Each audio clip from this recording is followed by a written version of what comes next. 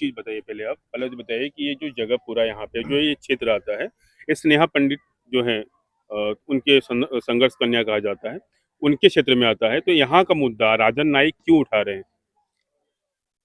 इथल्या आमदार स्नेहा दुबे पंडित आहेत, परंतु हा मुद्दा स्नेहा दुबे पंडित यांनी नाही उपस्थित केला, आमदार राजन नाईक यांनी उपस्थित केला। आम्हाला सांगायचं आहे की जरी राजन नाईक यांनी मुद्दा उपस्थित केला तर मग स्नेहाताईंची भूमिका काय होती? घरं वाचली पाहिजेत अशी त्यांनी भूमिका मांडली पाहिजे होती, परंतु त्यांनी कुठेच अशा पद्धतीने त्यांचं भूमिका स्पष्ट केली नाही आणि नंतर आमच्या घरावर कारवाई झाली। आमच्या लोकांचा विश्वास होता की स्नेहाताई ह्या चळवळीतून वर आलेल्या आहेत। श्रमजीवी संघटनेमध्ये एवढी वर्ष चळवळ केली त्यांनी। 2009 ला जेव्हा महानगरपालिका नकोय म्हणून आंदोलन झाली तेव्हा त्याच्यामध्ये लाठीचार्ज झाला।